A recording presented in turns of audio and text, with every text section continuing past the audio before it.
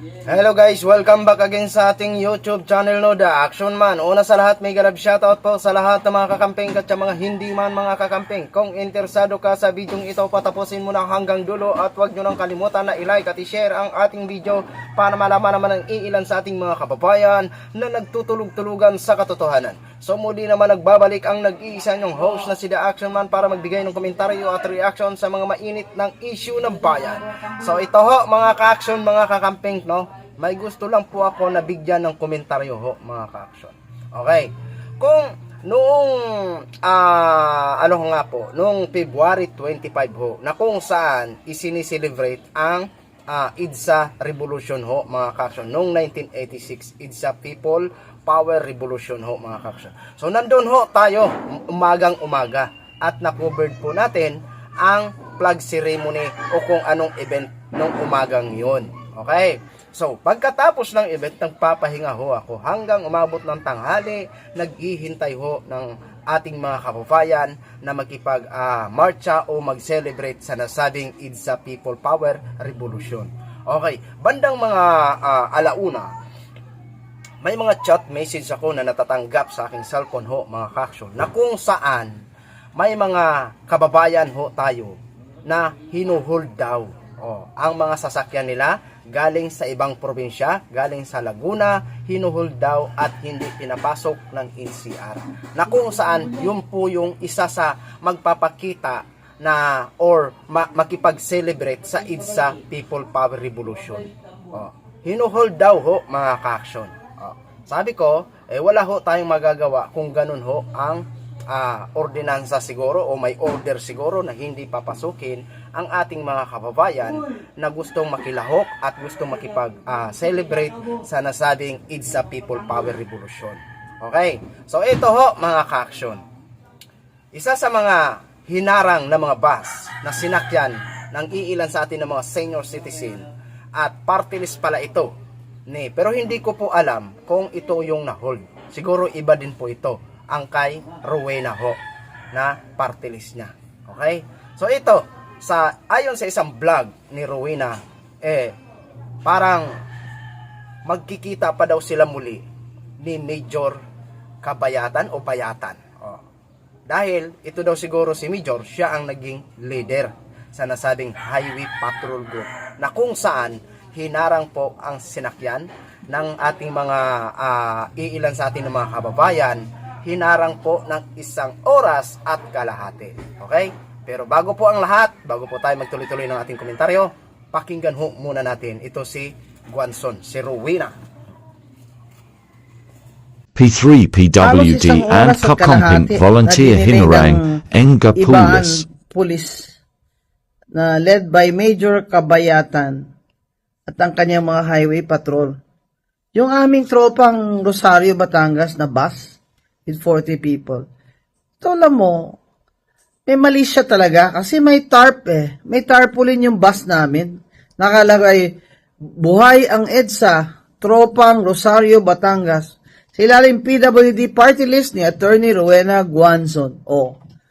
Bakit yung iba? Mabilis lang pinalampas nyo na tapos na yung courtesy lang ng mga, alam nyo ito mga highway patrol na ito, walang sayang lang sinisweldo natin sa mga ito Kasi, wala naman silang pakinabang. They are useless. Why? Wala naman silang sniffing dogs for, let's say, drugs, di ba? So, anong pinipirwisyo nyo? Ordinaryong tao, pinipirwisyo nyo. Major Kabayatan. Ayoko ng apelyido mo, sir, ha? Pero ulit-ilutin ko yan. 1 hour and a half, you delayed our bus. Nakalagay sa tarp ang pangalan ko. Talagang, siguro idol na idol mo ako, Major. Kaya, magharap siguro tayo uli, Dahil I'm going to write a complaint in behalf of our people there. Matatanda yun sakay ng bus? Ang hinahanap mo doon NPA, puro seniors yun. At bakit nag-search pa ang pulis mo, umakyat pa sa bus? para mag-search. Anong sinisearch mo doon? Drugs? Sabi mo, trustworthiness ng bus ang dahilan kaya't mo dinelay. Eh, ano ba talaga ang malfunction ng bus namin? Sige nga, hindi mo naman sinasabi. Basta didelay mo lang. Naghihintay ba ng suhol ang mga tao mo doon? O, tanungin mo sila. Kailangan ba ng tong? Kaya, mga kababayan, itong mga ganitong mga repression na paunti-unti yung repression, pag tayo pinapalampas natin ang mga ito, may akala ng mga ito, Marshalo,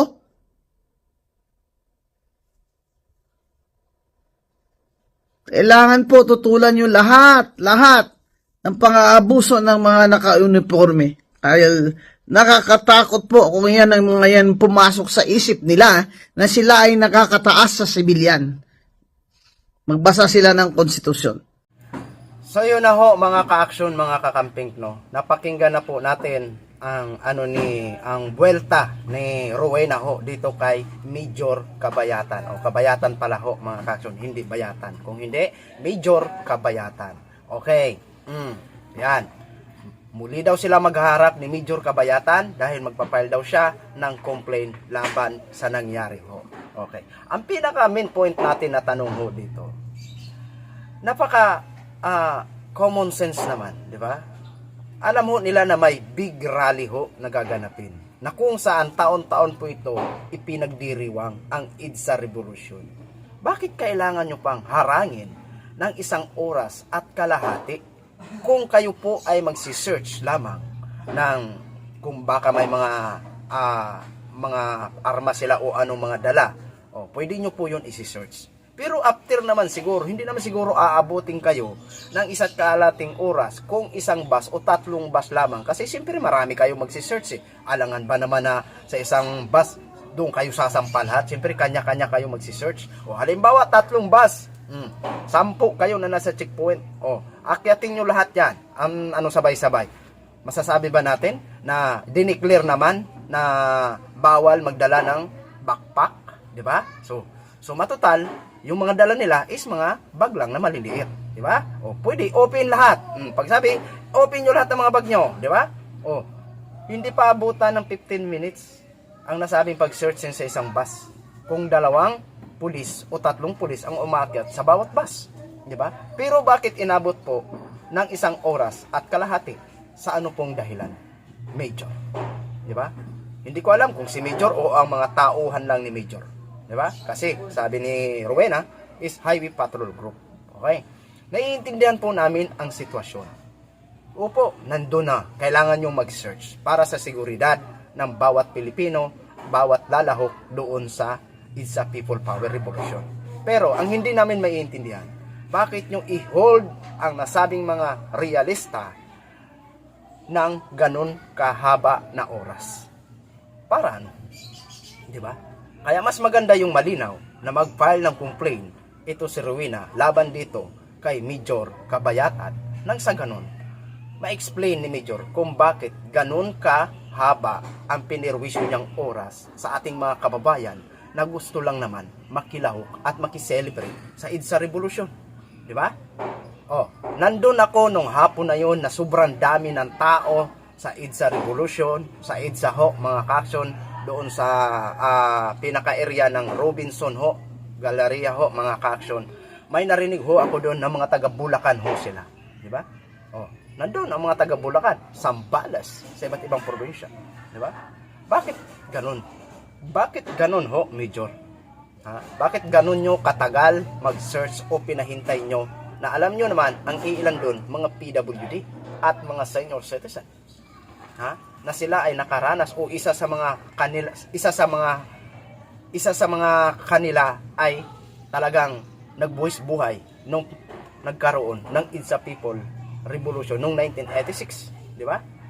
Di ba nasa demokrasya country tayo? Nandoon na yung pag-search nyo, no? Pero common sense naman ho sa inyo, no? Alam nyo may big event. I-search nyo lang yan ng minuto, ilang minuto, di ba? Kasi wala na yan mga backpack na dala o malalaking bag kasi pinagbabawal nga ang magdala, di ba? Tapos yung 1 kalahating oras na pahintayin nyo ang mga tao, ibang usapan yun, di ba? Kaya marapat lang na pailang ka ng complaint para nang sa ganon, masagot mo at marinig ho namin ang panig mo, Major Kabayatan. Di ba?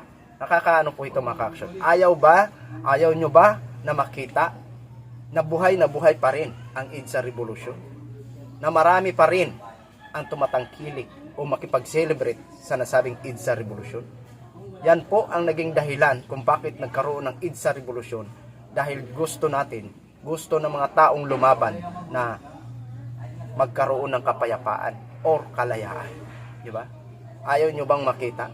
Pero kahit anuman ang harang, nandun pa rin ang ating mga kababayan. Ipinakita ang full support ng nasabing EDSA Revolution. Di ba?